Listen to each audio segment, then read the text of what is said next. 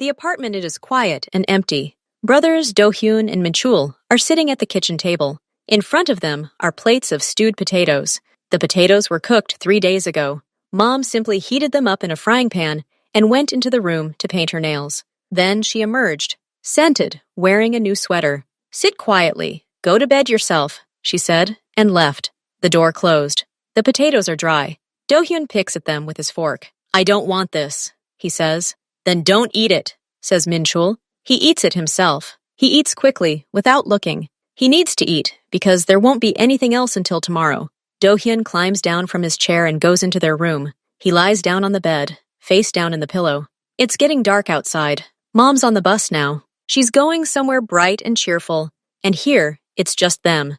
Min-chul finishes eating. He washes both plates. He washes his fork and his brother's. He wipes the table. He does it silently. He's 7 years old, but it feels like 100. He goes into the room, too. Do-hyun lies motionless. "Shall we play?" asks Min-chul. "I don't want to." "Watch cartoons?" "Not interested." Min-chul sits down on her bed. They just sit and look out the window. Lights are on in the windows of the neighboring house. People are eating dinner there, talking, laughing, and there's silence. The silence is so thick, it's ringing in your ears. They're already in their pajamas.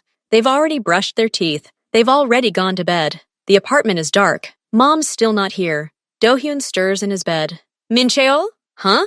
You're not sleeping?" "No, I think we're disturbing her." Min-chul doesn't answer. He just lies there and stares at the ceiling. He thinks so too. Mom always sighs when she sees them. She says, "Oh, I have no more strength." She doesn't have the strength for them. She has the strength for work, for her friends, for new dresses, but not for them. "Probably," he says quietly. Do-hyun turns to him. Only a silhouette is visible in the darkness. "What if we leave?"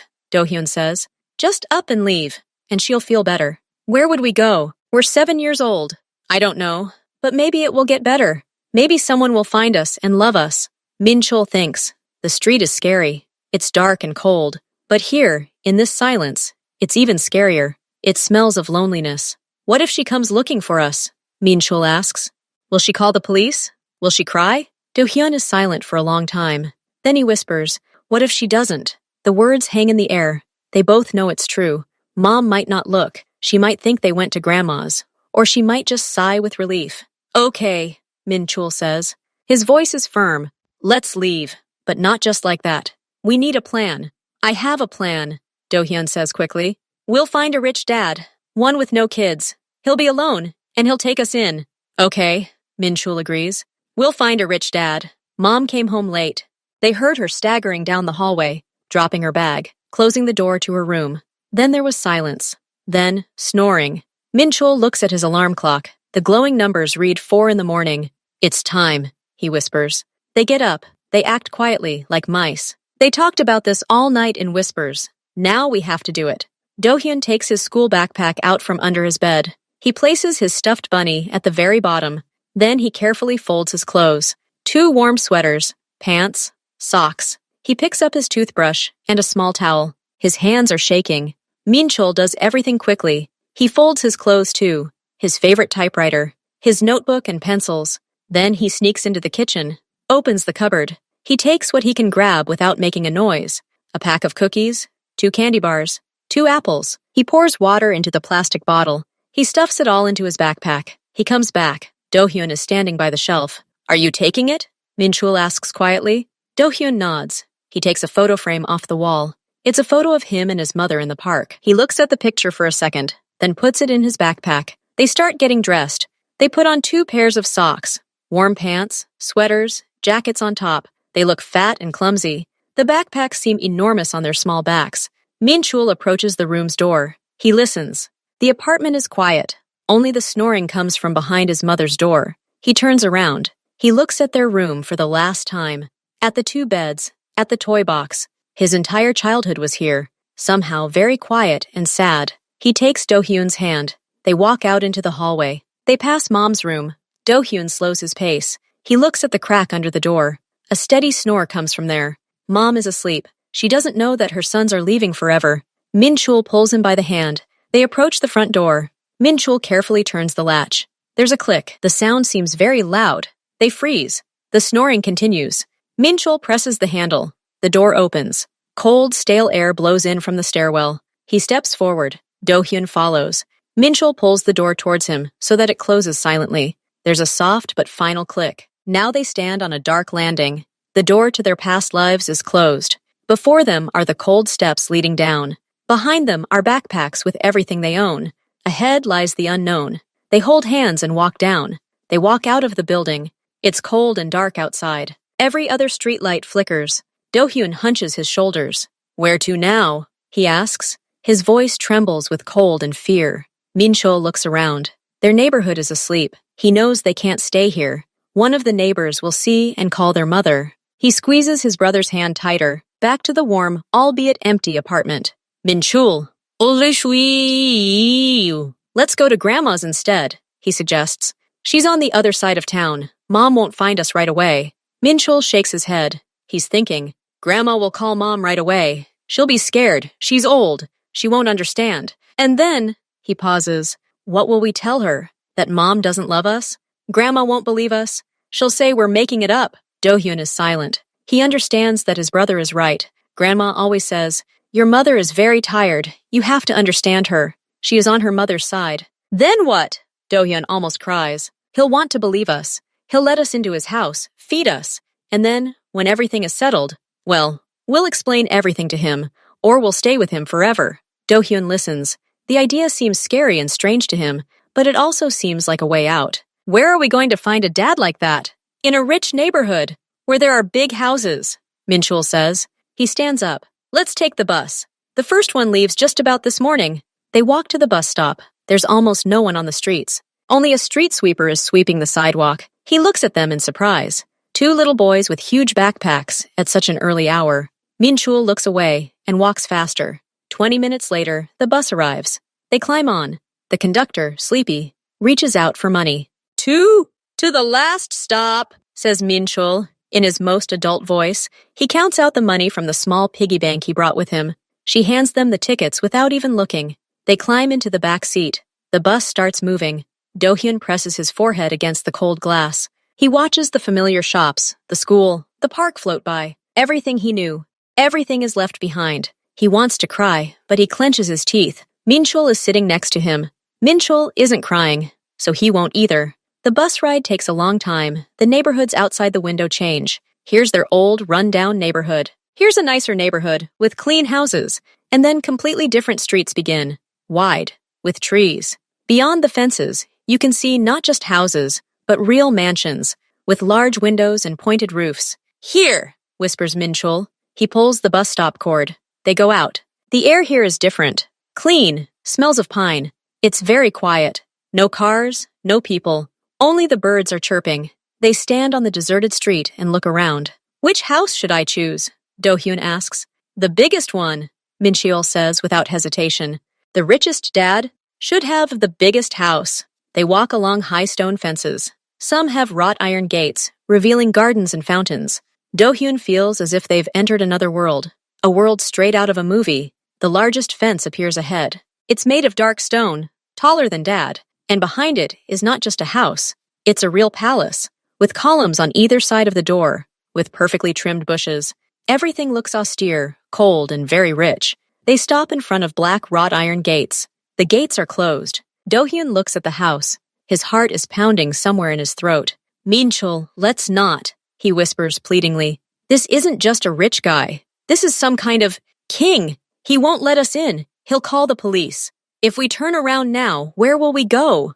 Min-chul asks. His face is pale, but his lips are pressed into a thin line. "Back? To the cold potatoes? To the silence? We're already here. We have to try." He presses a small button on the gatepost. A soft ringing sounds somewhere inside. No one answers. Min-chul looks at the camera above the gate. The red light on it is out. Perhaps it's been turned off. Then he starts shaking the gate. It's heavy and doesn't budge, but there's a small wicket gate nearby. It's small, almost invisible in the stone. Min-chul pushes it. The gate gives way with a soft creak. It wasn't locked, Min-chul says and steps inside. Do-hyun, closing his eyes, follows him. They walk along the clean path to the huge door. Up close, the house seems even bigger, even sterner. Do-hyun feels like a bug. He grabs his brother by the jacket. "I'm scared." "Me too," Min-chul admits honestly. but we're already inside. We have to knock. They stand before a massive dark wooden door. There's no bell nearby, just a heavy copper knocker in the shape of a lion's head. Minchul raises his hand. His fingers are freezing. He slams the hammer on the door once. The sound is dull, heavy. It echoes through the quiet morning like a gunshot. Nothing happens. He knocks harder, once, twice. There is silence inside. Despair rises in their throats. All their courage, their entire plan, it all falls apart. They stand at a stranger's door, and no one opens. Then Minchul clenches his fists and starts pounding on the door. He pounds with all his might. "Hey!" he shouts. His childish voice breaks. "Hey! Open up!" Do-hyun, seeing this, also loses the last of his fear. Only fatigue, cold, and a burning desire for someone to let them in remain. He joins his brother. He slams his palms against the hardwood and screams. He screams what they had imagined. But now there is real pain and hope in this scream. "Daddy!" Do-hyun screams, tears finally streaming down his cheeks. "Daddy, open the door! It's us! Your sons!"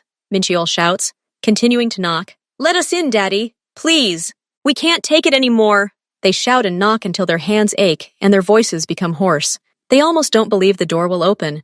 And then a miracle happens. Somewhere inside, a lock clicks.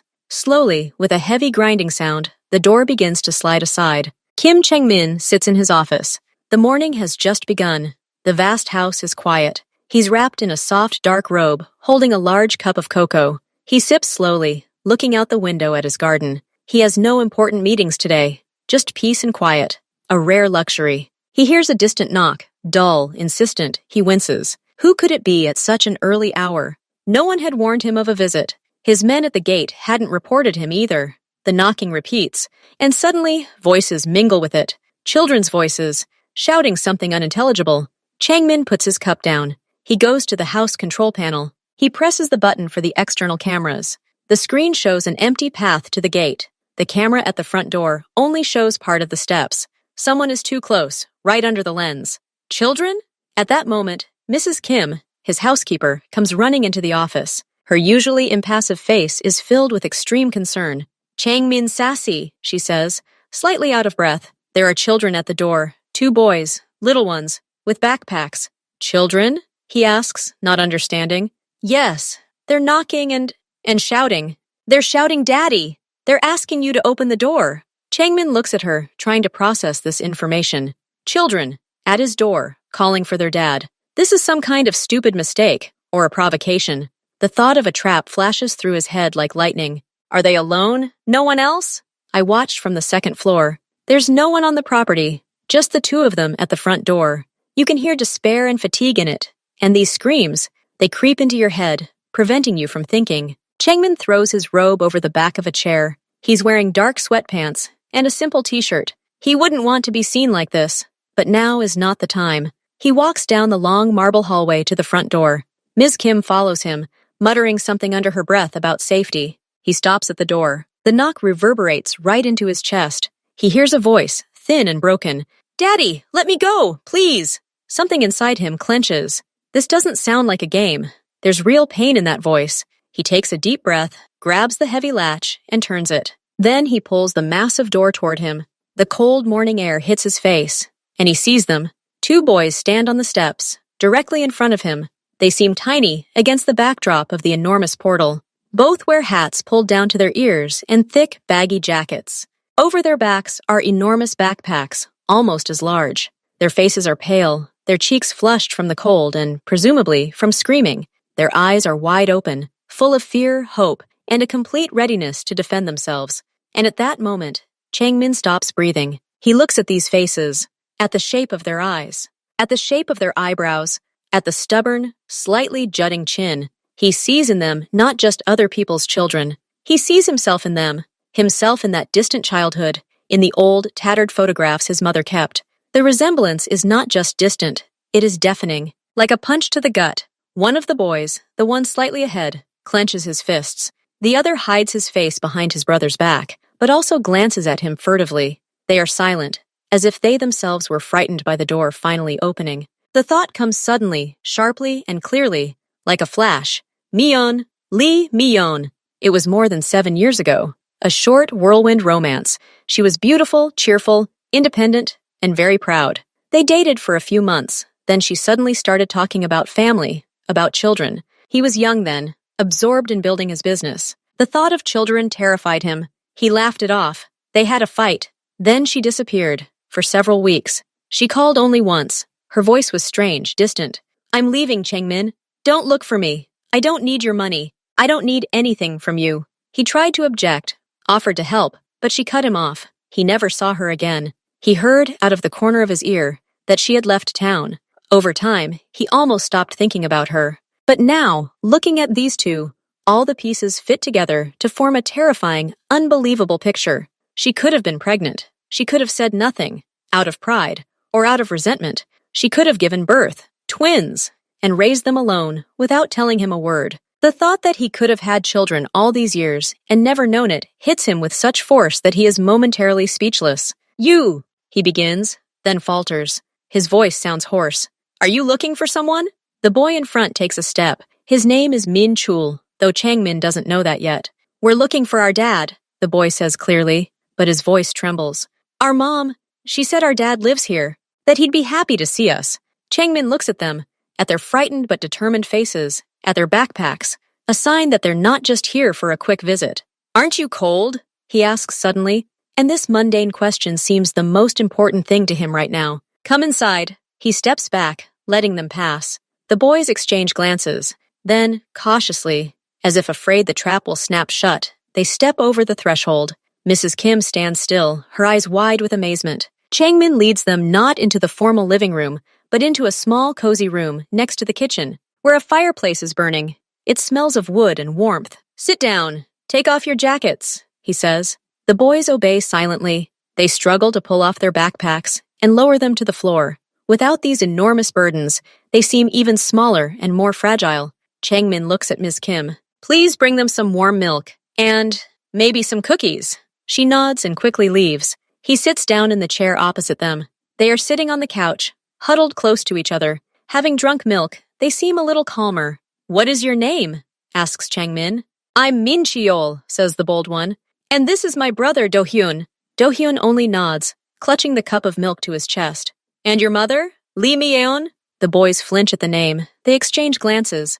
"Yes," says Min Cheol. She told us everything, recently. She told us who our dad is, and where he lives." Changmin felt his head spin. He knew Mi-yeon's pride. It was hard to believe she'd just sent the children to him. Why didn't she come herself? Why did she send you alone? Min Cheol lowered his eyes. He was telling a memorized story, but his voice tinged with genuine, unchildish bitterness. She didn't want us anymore. She yelled all the time, said we were a burden, that we were ruining her life. Yesterday she said, "Enough!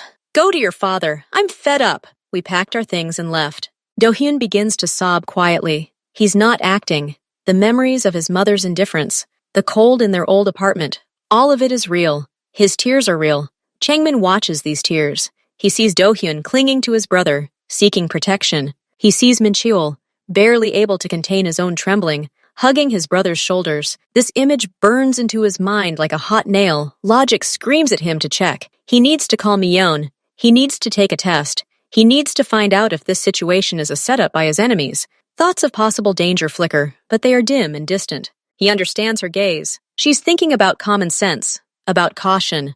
Changmin rises from his chair. He approaches the sofa and, slowly, so as not to startle them, squats down in front of the boys. He looks into their faces, into their eyes, wet with tears and wide with fear. "That's it," he says quietly. His voice is unexpectedly soft. "That's enough. You don't need to be afraid anymore. You've come home." He sees a silent surprise, mixed with disbelief, flash in Min Chul's eyes. Do-hyun stops crying and looks at him, holding his breath. Changmin continues. He's not asking. He's announcing. "This is your home now. No one will yell at you. No one will say you're a burden. Understood?" He reaches out and very carefully, as if afraid to scare the bird, places it on Do-hyun's head. The boy freezes, then his shoulders finally relax. Changmin looks at Min Cheol.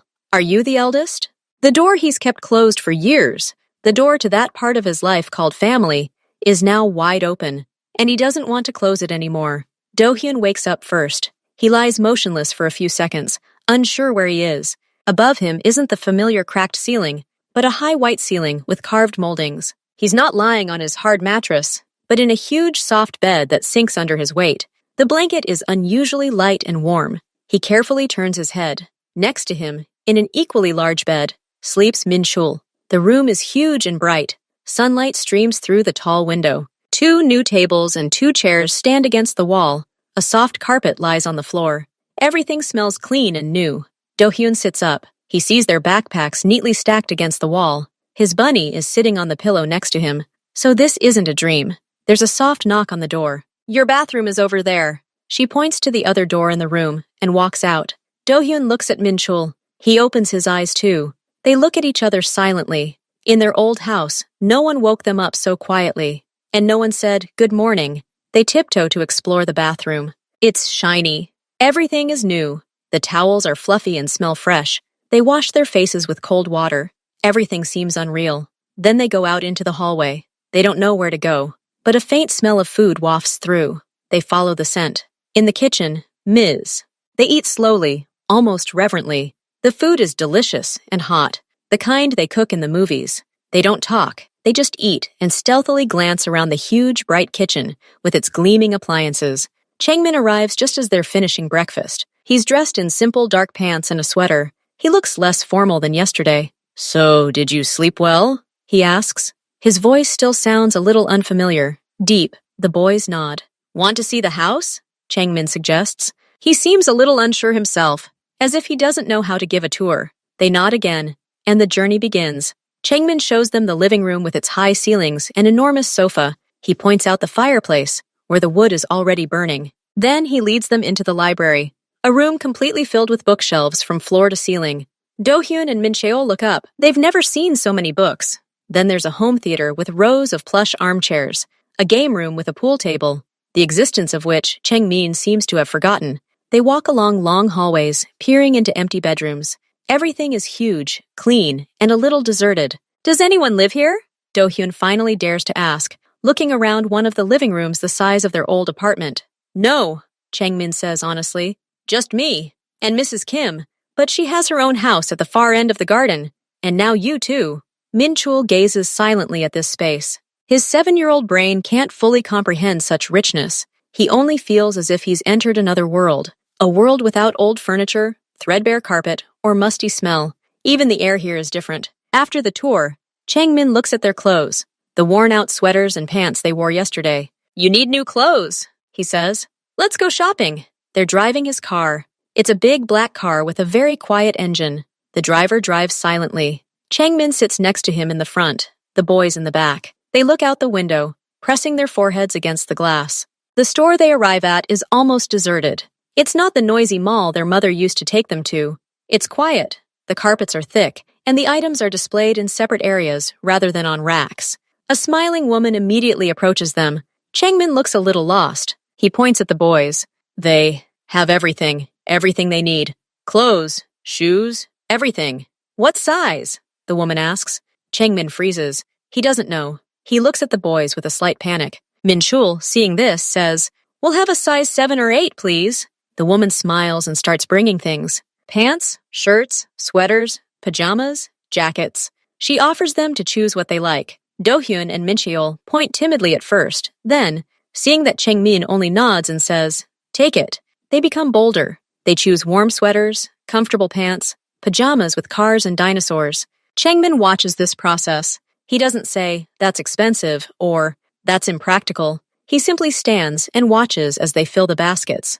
Then there's the fitting. The boys emerge from the changing rooms in new clothes. They look different, clean, neat, like children from a good family. Changmin looks at them, and something in his chest tightens strangely. This isn't just buying things. It's an act of caring. For the first time in his life, he's buying clothes for children. For his children. The thought still stuns him.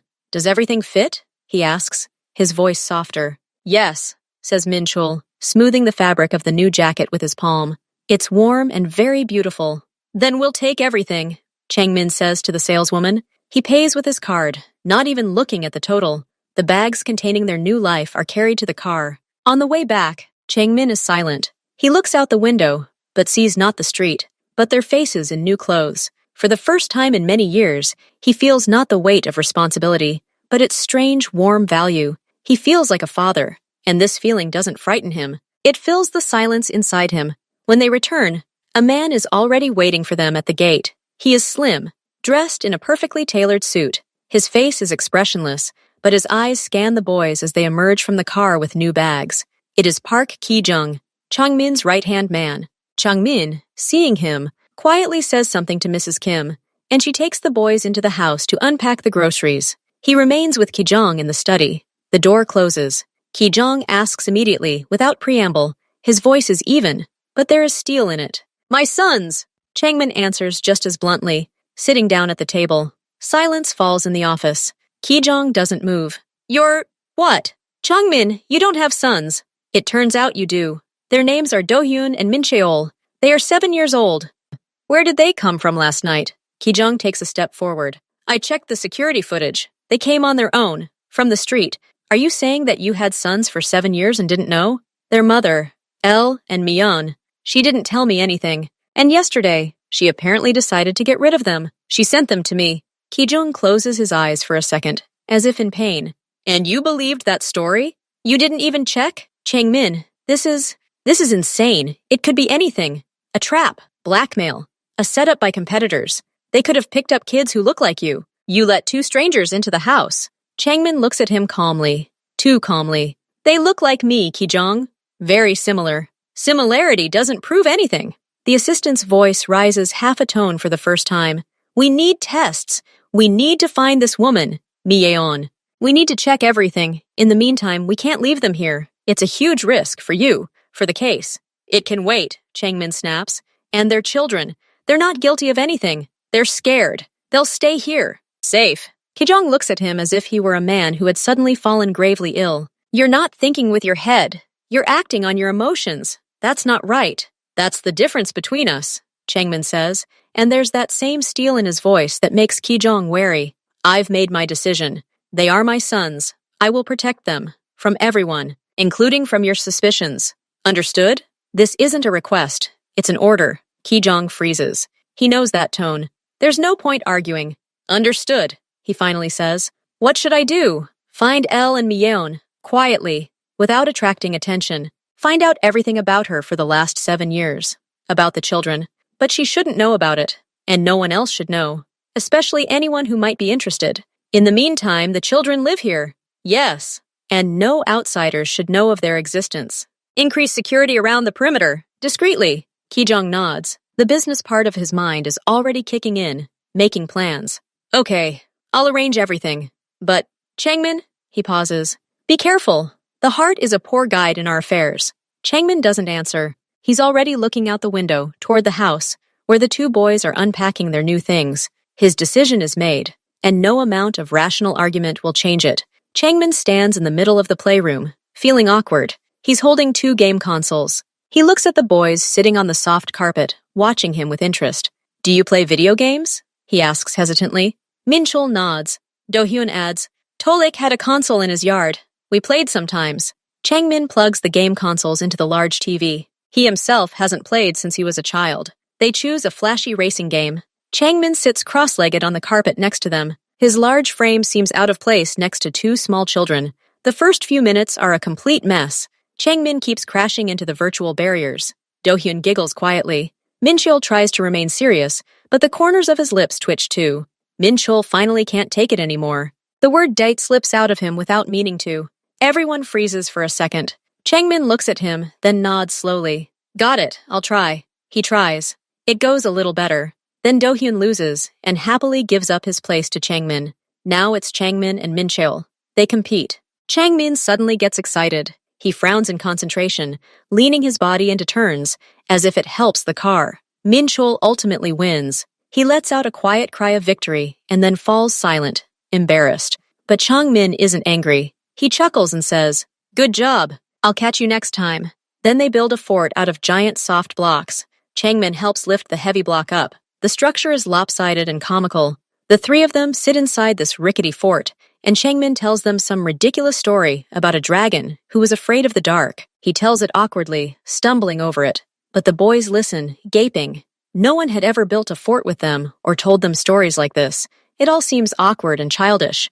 But the room is warm, and all three are genuinely happy at this moment. A couple of days later, they're having breakfast in the kitchen. Changmin is joking, his expression relaxed. Suddenly, his special phone vibrates quietly but insistently in his pants pocket, the one he uses only for work. Changmin's face changes instantly. All the softness falls away like a mask. His gaze becomes sharp, focused, cold. The corners of his lips turn down. He nods apologetically, stands, and walks out of the kitchen, holding the phone to his ear. His voice from behind the door comes through, muffled and abrupt. Just a few phrases. When? Where? Figure it out. I'm waiting for a report. Do-hyun and Min-cheol stop chewing. They exchange glances. They know that tone. It's what their mother sometimes said when she was really angry. But there was something more to Changmin's voice. Not anger, but something dangerous and icy. As if a completely different person had entered the room. When Changmin returns, he tries to smile again, but it's forced. The shadow hasn't completely left his face. The boys are silent. They finish their breakfast to the soft tap of his fingers on the table. He's thinking hard about something. This call is the first crack in the perfect picture of their new life. The first hint that their new dad has another life. A very grown-up one, and, it seems, a very dark one. That night, Do-hyun woke up to a scream. His own scream. He dreamed of his mother. She didn't just leave. She turned to him, her face twisted with anger. She said, I always knew I didn't need you. And your new dad will kick you out too. No one needs you. He sits up in bed, shaking. Tears stream down his cheeks. He tries to hold back his sobs, but he can't. The silence of the enormous house weighs on him. The door to their bedroom quietly opens. Changmin's silhouette appears in the threshold. He's wearing dark pajamas, his hair disheveled. Do-hyun? He calls softly. Are you crying? Do-hyun can't answer. He only nods in the darkness, shivering. Changmin comes over and sits on the edge of his bed. A nightmare? Do-hyun nods again. About Mom? Yes, Do-hyun breathes out. Changmin doesn't ask for details. He doesn't say, it's just a dream. He just sits next to him. Then he gently places his large hand on his back. It's okay. I'm here. No one will kick you out. Ever. His voice is low, calm, like a warm blanket. He begins to slowly, rhythmically pat Do-hyun's back. A minute passes, then another. Do-hyun's trembling gradually subsides. His breathing evens out. But he's afraid that if Changmin leaves, the nightmare will return. Can you sit for a bit? He whispers. Of course, Changmin says. He leans against the headboard, keeping his hand on his arm. Only then does he very carefully rise, adjust the blanket, and tiptoe away. For the first time in years, he feels like his presence can be a protection, not a threat. A week passes. Life settles into a new routine. The boys get used to the big house, to Mrs. Kim, to the delicious food. And they get used to Changmin. At first, they called him Mr. Kim, or simply didn't call him anything. Then, after the games, the occasional dad slipped out. Now it's heard more and more often.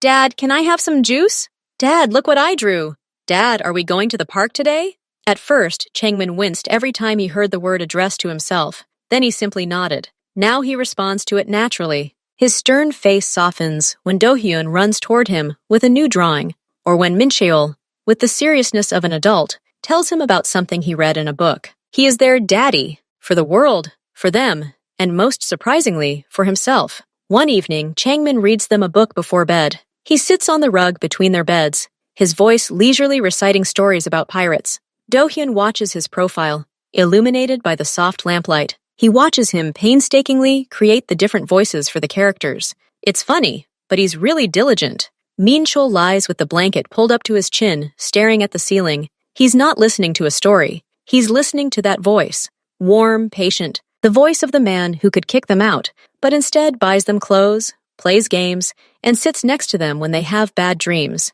In Min-cheol's chest, this feeling is shame. Real burning shame. He's a good man. He trusts us. They whisper for a long time in the darkness. Fear wars with conscience. But the images of the last few days, breakfast, games, a hand on the back when it's scary, outweigh. They decide. Tomorrow. They confess everything. The whole next day they feel downcast. Kim has already gone to her room. They stand in the doorway of Changmin's office. He's writing something at his desk. Dad, Min-cheol says quietly. Changmin looks up. He sees their serious, frightened faces. Did something happen? Come in. They come in and stand in front of his desk, shifting from foot to foot. We have a confession, Min-cheol begins. His voice trembles. We lied to you. Changmin puts his pen down. He doesn't say anything, just looks at them. His gaze is heavy. Do-hyun can't take it anymore and starts talking, the words escaping in a jumbled stream. Mom didn't send us to you. She didn't tell us where you lived. We left on our own. We were lonely. She ignored us. We ate old food. We decided to run away and find a rich dad. We saw your big house and made up a story. Min-chul, seeing his brother overcome with emotion, picks up the conversation more clearly. We didn't know who you were. We were just looking for a big house. We thought a rich, lonely man who needed a family would trust us and let us in. We lied about Mom. She's not that angry. She just doesn't care. She probably wouldn't have even noticed we were gone right away. We deceived you. We're very much to blame. They fall silent, heads bowed, prepared for anger, for shouting, for being kicked back out into the cold. The silence in the office becomes deafening. Changmin sits completely still. He's not looking at them, but somewhere in front of him. His face is a stone mask. Everything inside him is turning over. The first feeling is a sharp, burning sting of deception. He's been tricked. 2 7-year-olds, Kim Chang-min. They've played on his emotions, on his hope, on his desire to believe in this miracle. The logical part of his brain, so diligently silenced by his heart, now screams, "I told you so!" But almost immediately, a wave of something else rises above this feeling. He listens to their confession again in his head. Not that made-up story about an evil mother, but the real thing. We were lonely. We ate old food. She wouldn't have noticed. There's no lie in those words. There's despair there. Such deep despair that 2 little boys would choose to go into the unknown, to a stranger, rather than stay in their home. He looks at their lowered heads, at their trembling, clasped fingers. They don't look like triumphant heroes or clever con artists. They look like 2 cornered animals waiting to strike. His anger melts, dissolving into something infinitely more powerful, pity. Yes, they deceived him, but they did it not out of malice, but because they were in unbearable pain. They sought salvation, and they found it here, with him. Changmin slowly gets up from the table. He walks around it and stops in front of them. The boys shudder, expecting the worst. He doesn't shout. He drops to one knee to be level with them. First, he places his hand on Min-chul's shoulder, then on Do-hyun's. "Raise your heads," he says quietly. They struggle to look up at him, their eyes full of tears and fear. Changmin says, and they freeze, not realizing that they told the truth. That was very brave. "You're not kicking us out?" Do-hyun asks in a whisper. "No, but we lied," Min-chul blurts out, as if he himself can't believe it. "I know, you lied, but the pain that made you run away, it wasn't a lie, right?" The boys nod silently. "You wanted someone to love and care for you, right?" Changmin continues. They nod again. Changmin takes a deep breath. He looks at those 2 familiar, frightened, guilty faces. "Then listen to me carefully. This is the most important thing. Your deception, it's unimportant. Understood? It's unimportant. You came to me, and I'm glad you came. You're here now. This is your home, and I will take care of you, no matter what happens. This is no longer up for discussion." He opens his arms, and after a moment of hesitation, they rush into his arms. Do-hyun sobs into his shoulder. Min-chul, gritting his teeth, simply clutches his sweater convulsively. Changmin holds them. He looks somewhere above their heads. He thinks of Lee and Myeon, of the one whose indifference drove the children to such despair. He thinks that she probably won't look, and if she does, he'll have to deal with it. But those are details. The main thing is, here it is, in his arms. 2 small, trembling lives who have now truly trusted him, and he will never let go. Changmin is sitting in his office. A thin folder lies on the desk in front of him. Ki-jung is standing next to him. His face is unreadable. "Everything's been checked," says Ki-jung. "Lee Myeon, 33 years old, works as an administrator at a beauty salon, lives in the same apartment. For the past month, she's led a normal life, went to work. In the evenings, she'd go to bars and clubs. She's been seen in the company of various men." Changmin leafs through the report silently. There are photographs, extracts, brief notes. "The children?" he asks without looking. There were no missing persons reports filed with the police, no calls to social services. She didn't even report them missing to the school. The school called her 3 days later. According to a neighbor, Myeon replied that the children had gone to stay with relatives in the countryside. That was the end of it. Changmin closes the folder. There's no surprise in his eyes, only a cold, heavy understanding. The boys' assumption had been true. Their mother really hadn't been looking for them. They were so unimportant to her that their disappearance hadn't even raised a formal alarm. She didn't tell anyone about the children's possible father, he clarifies. No, Those close to her believe the father is some foreign student who left long ago. Your name has never been mentioned. Okay, thank you. Changmin pushes the folder aside. The case is closed. He has all the answers. Now his sons are his alone. 2 days pass. It's late evening. The boys are already asleep. The house is silent. Suddenly, a sharp, continuous ringing sounds from the security console at the gate. Someone is furiously pressing the button. A woman is visible on the monitor. She's shouting something into the camera, her face contorted with anger. It's Elle and Mian. The guards report to Changmin. He orders them not to let her in, but a minute later, there's a wild crash from the front door. She slams something heavy on it, probably a heel. Kim Changmin! I know you're in there. Open up. You stole my children. Her voice pierces the night silence. Changmin, his face stony, steps out into the hallway. He nods to the guards. They pull back the heavy bolts. Myeon stands there. She's wearing a short, bright dress, her makeup smudged. She smells of alcohol and cheap perfume. She bursts in, surveying the luxurious hallway with a greedy, angry gaze. Where are they? She hisses. My sons. I was told they were seen with you. Are you completely crazy? Kidnapping children? They're sleeping, Changmin says coldly, blocking the way into the house. And they're safe now, which is something you never managed to provide for them. They're my children, Myeon screams. You have no right. I'll call the police. Changmin doesn't move. He looks at her with such disdain that she falls silent for a second. Call me, he says quietly. Explain why you didn't report them missing 2 weeks ago. Explain why 7-year-old children decided to run away from their own mother. Myeon freezes. Her anger gives way to calculation. She realizes she doesn't hold the trump card. She glances around the house again, and her eyes light up not with maternal concern, but with a simple, greedy sparkle. Okay, she says, and her tone changes. It becomes businesslike, brazen. Let's talk like adults. I don't mind, really. They're a burden, of course. They make noise, beg for food, tear clothes. I see you're a man with money. You probably even enjoy it, playing benefactor. Changmin remains silent, letting her speak. I'm willing to give in, she continues, pausing for effect, for good compensation. Just once. And you forget about me, and I forget about them, as if they never existed. They're yours. Formalize the adoption. Do whatever you want. This isn't even a request anymore. It's open, cynical blackmail. She's selling her children, here and now. At that moment, 2 frightened faces appear from around the corner of the hallway. Do-hyun and Min-chul. They were awakened by the noise. They stand in their pajamas and look at their mother. They see her familiar pose, hear her voice, but it all now seems alien and frightening. Myeon notices them. Ah, there they are, she says, but doesn't take a step forward. I see they're living in luxury and comfort. You little brats are lucky. Changmin turns and sees the boys. Something snaps inside him. All the coldness, all the restraint disappears. His face doesn't contort into a scream.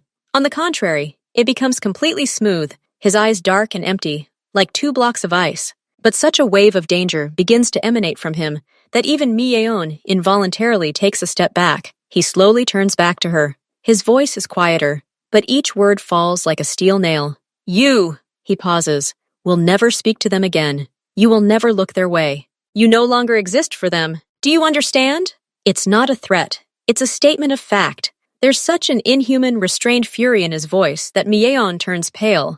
She's seen a lot, but never this. The boys look at Changmin. They see his back, tense as a bowstring. They see his fists clenched. This isn't the dad who plays video games with them. This is something ancient and scary. But they're not afraid of him, because all this rage, all this power isn't directed at them. She stands like a wall between them and the woman at the door. He protects them, like no one has ever protected them. Changmin keeps his icy gaze fixed on Myeon. Kijeon, he says without turning around. The assistant, who had been silently watching from the shadows this whole time, steps forward. His face is a mask of professional politeness. Ms. L, he says, I think we should discuss the details in a more appropriate place. Please come along. He gestures to a small meeting room next to the office. Myeon, having recovered from her shock, lifts her chin again. Let's discuss it. Then let's discuss it. Changmin doesn't go with them. He turns to the boys and his face changes. The icy mask melts, leaving only a stern look of weariness and concern. It's okay, he says quietly. Go to bed. No one will bother you. Ms. Kim, please see them out. The housekeeper, standing to the side, gently leads the shocked boys upstairs. Changmin enters the office but leaves the door open. He hears voices coming from the next room. Ki-jung's voice is even, emotionless. Your demands are naive. You're asking us to commit a crime, to buy children. We won't do it. Then I'm leaving and calling the police, comes Mi-yeon's voice. Asasai.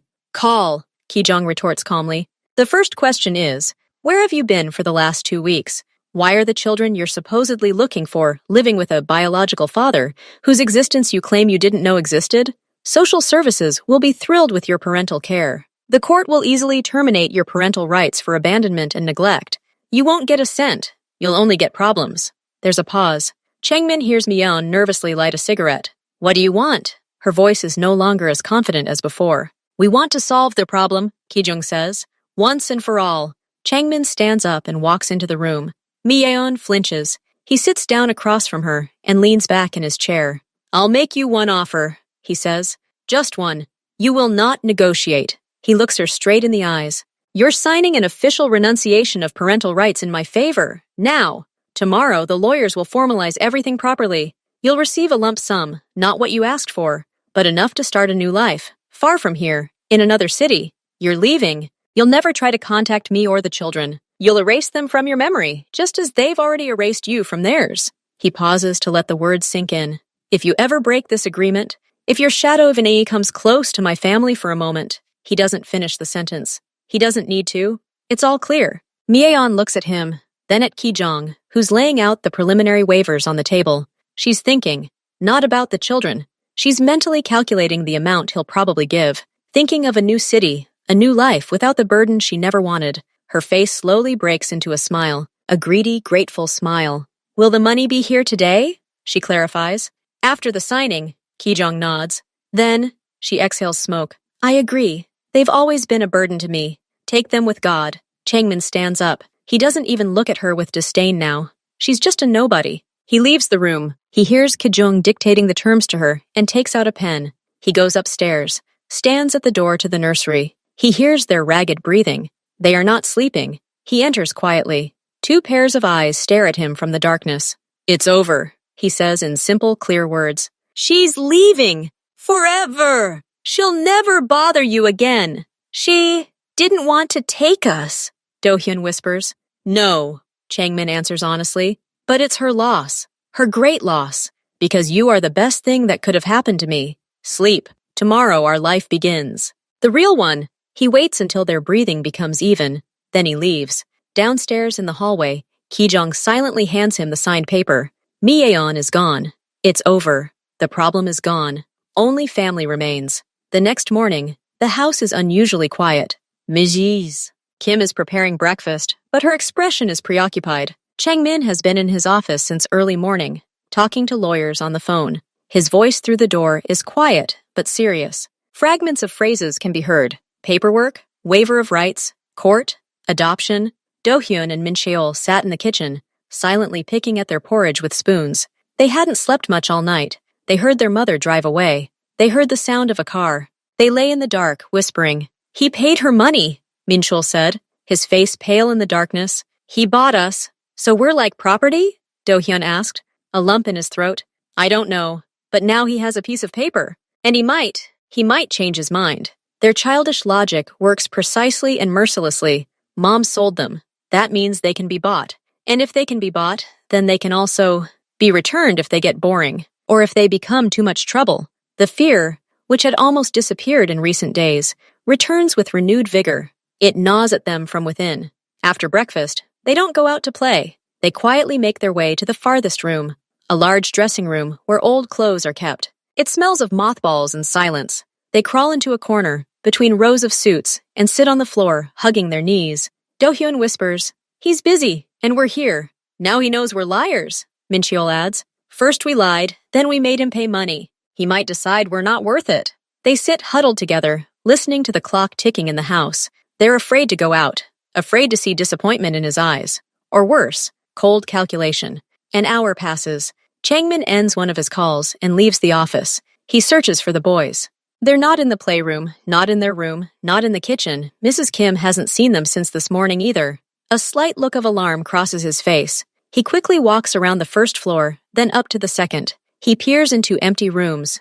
The silence in the house becomes oppressive. And then he remembers the large dressing room in the east wing. He approaches its door. It is ajar. He slowly steps inside. The room is dimly lit, the only light coming through a small, high window near the ceiling. At first, he sees no one. Then he notices two small, huddled figures in the far corner, between the hangers of old coats. His heart sank. He understood everything without words. He understood their fear. This silent horror in their postures spoke to him more than any words. He carefully approaches and sits down on the floor next to them, without touching them. His expensive trousers are now on the dusty floor, but he doesn't care. "Why are you sitting here?" he asks softly. Do-hyun shudders and buries his face in his knees. Min-chul looks up at him. There's so much fear and guilt in those eyes that Changmin finds it hard to breathe. We didn't mean to interfere," Min-chul chokes out. "You're not interfering. We ruined everything," Do-hyun says quietly, without raising his head. "Because of us, you gave up the money. Mom sold us out. So we—" He can't finish speaking. Changmin takes a deep breath. He looks at them, at these two little ones who, in their short lives, have already come to believe that they are a burden, a commodity, a problem. "Come here," he says firmly, but without commanding tone. They slowly, reluctantly rise and take a step forward. Changmin reaches out and places his hands on their shoulders. He looks them straight in the eyes, one after the other. "Listen to me very carefully. I'll only say this once, but you must remember it forever." He pauses to make sure they're listening. "I won't give you up. Never. Not for any amount of money. Under any circumstances. You're not for sale. You're my sons, my family, and family isn't given away or sold. It's protected." He sees tears welling up in Do-hyun's eyes again, but this time they're tears of relief. Min-chul looks at him with a silent question, still afraid to believe it. "But, Mom, your mom made her choice. She chose money, and I choose you. Every day, every second. You are my children, period." He doesn't wait for an answer. He simply pulls them into an embrace, strong, warm, reliable. At first they freeze, then their small hands clutch his clothes tightly, as if afraid he'll disappear. "It's over," he says quietly into the tops of their heads. "No one will come for you anymore. This is your home. I am your father, and it will always be this way." At that moment, something inside them finally breaks and reforms. Fear recedes, giving way to a fragile but genuine sense of security. They believe him, because his words aren't empty. They're backed by all his actions. After this conversation, life changes again, but this time, it changes for the better. Fear disappears, leaving room for ordinary childhood worries and joys. Changmin doesn't hide from them what's going on. Over dinner, he explains simply, "Various official matters will be taking place now. Good people will be coming, lawyers and a judge. They'll be asking questions, you and me. This is necessary so that everything is legal, so that your documents are genuine, and you are my sons not only here, but in all the papers. It's long, but nothing complicated." The boys listen and nod. Now that they know he won't give them up, they're ready for anything.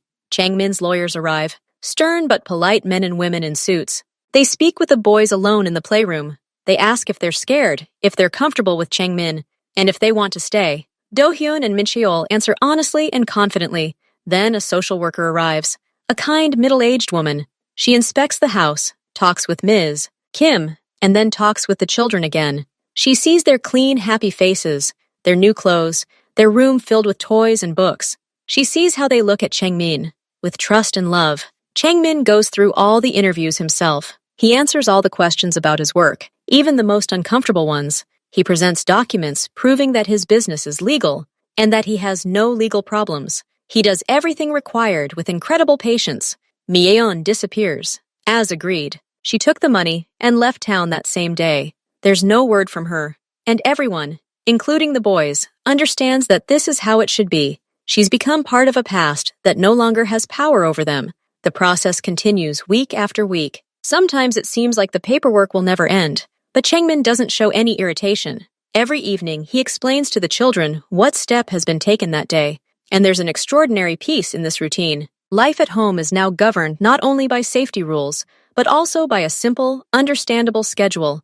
Breakfast, lessons with a visiting teacher. Changmin has decided to teach them at home for now. Games, dinner, and reading before bed. The boys begin to laugh loudly and often. They fill the house with their voices, footsteps, and laughter. The huge, deserted building gradually turns into a home. Their home. One evening, after yet another lawyer had left, Do-hyun, sitting on the couch next to Changmin, asks, "When this is all over, will we go to school, like everyone else?" Changmin looks at him and smiles. It's no longer that rare, uncertain smile, but calm, warm. "Yes, when this is all over, you'll go to the best school, and you'll have the most ordinary, happiest life. I promise." And they believe him, because he has kept every promise he has made so far. Information, as often happens, leaks through the smallest cracks. Someone low-ranking witnesses the stern Kijong buying children's books at an expensive store. Their relationship is a cold truce, beneath which the ice of mutual hostility smolders. Jae-hwan learns that Changmin has fathered children, 2 boys, biological sons, as they say. His cold, calculating mind immediately sees this not as family happiness, but as vulnerability, a serious vulnerability. He gives a quiet order. Find out everything, where they hang out, what their schedule is, who's guarding them. He doesn't have anything concrete planned, for now, but information is a weapon, and the enemy's weakness is an opportunity. The surveillance begins. Discreet, professional. A black car sometimes appears in the same area where the boys are walking. Various people in sunglasses appear nearby at a children's store or cafe. They do nothing. They just watch and remember. Kijong notices it first. No walks without 3 people around. Change routes every day. School? He asks. The paperwork is almost ready. They were supposed to go to a school near their home in a week, Kijong says. Cancelled. He probes for a weak spot, and he found it. There's no fear in his voice, but a cold, absolute determination. Now he knows his old world has extended its tentacles into his new life, and he's ready to cut it off. Despite all precautions, an incident occurs. This isn't a school, but a dental clinic. Do-hyun had a toothache and needed urgent dental care. The safest route was planned, an unmarked car, and 3 security guards. 1 was driving, 2 were in the car with the boys. They were being waited for. Apparently, the surveillance had been long and professional. On a quiet street near the clinic, their car was suddenly blocked by 2 SUVs. 5 men in black, their faces covered, emerged from them. They moved quickly and silently. The goal was clear. Not murder, but kidnapping. Living collateral is a powerful lever of pressure. Changmin's security guards reacted instantly. The driver locked the doors. The other 2 forced the boys onto the floor of the car, shielding them with their bodies, and drew their weapons. They didn't enter the fray, risking the children's lives. They took up defensive positions inside the car. The attackers tried to break the glass, but it was armored. The situation reached a stalemate for a few seconds, and then reinforcements arrived. Kijong, always on the alert, was tracking the car's movements via GPS. Seeing it parked in an unauthorized area, he raised the alarm. 2 more security vehicles, following at a distance, rushed in from either side, cutting off the attackers' escape route. Seeing the operation had failed and the numerical superiority was now on their side, the men in black retreated with lightning speed, jumped into their cars, and took off. Changmin's guards didn't pursue them. Their primary objective had been accomplished. The boys were safe. It all took less than 3 minutes. Do-hyun and Min-cheol, pale as chalk, sat on the floor of the car, hugging each other. They saw everything and understood everything. They understood that they were being hunted, like an object. They were scared, but they didn't cry. They saw how their guards, these usually silent men, unhesitatingly stood between them and danger. Kijong, who arrived 5 minutes later, personally drove them home. His face was inscrutable, but his eyes burned with a cold fire. On the same note, Changmin arrived at his office. He had a short, quiet meeting with Jae-hwan. No one knows exactly what they discussed. They say Changmin entered his rival's office unguarded and emerged 10 minutes later. After this meeting, all signs of surveillance on his home and family disappeared forever. After the incident, a tense silence descends on the house. But it's not the silence of fear. It's the silence of deep contemplation. Changmin sits alone in his office. In front of him aren't papers, but a photograph Do-hyun drew that day. It depicts a large house, 3 figures, 1 large, 2 small, and a bright yellow sun. The caption reads, "My family." He looks at this drawing and sees something more than a child's drawing. He sees a fragile, utterly defenseless world that now depends on him. A world that his old life, with its shadowy rules and constant threats, could crush at any moment. He thinks about what happened. His enemies have found his weakness, and they will find it again and again. As long as he remains in this world, his sons will always be in his sights. Even if he destroys all his current enemies, new ones will appear. It's an endless cycle, and he makes a decision, not an impulsive one, but a balanced and final one. He calls Kijong. Everything connected with the old methods, with all the shady schemes, he says, We're phasing it out, gradually, without any sudden movements, but irreversibly. Kijong looks at him, understanding everything without words. Are you sure? It will take years. We'll lose a lot of money and influence. I don't need influence that puts my children at risk, Changmin answers calmly. We'll make money in other ways, legal ones, investments, transport, maybe even that project of yours with the logistics centers. I want our name to be associated only with honest business in 5 years, so that I want my sons to have a future I won't be ashamed of. I want them to be able to walk down the street without having to look over their shoulders. Kijong nods slowly. He sees in his boss's eyes the same unwavering determination that once allowed them to build their empire. Now that determination is aimed at destroying it, or more accurately, transforming it into something else. Okay, Kijong says. I'll make a plan. Thus begins a new, most difficult and important mission in Changmin's life. A slow, careful process of bringing the entire business into the legal realm. He sells some assets, legalizes others, and closes others. It's a huge, painstaking undertaking. Sometimes he has to make painful concessions and lose old partners who are unwilling to change. But every evening, when he returns home, he hears ringing laughter in the hallways. He sees Do-yoon trying to tell him something halting and rushed about a new lesson. He feels Min-cheol sitting next to him, serious and silent, simply to be near. He looks at the front door of his house, the same door that 2 frightened boys with backpacks once knocked on. Now this door is more than just an entrance. It's a symbol.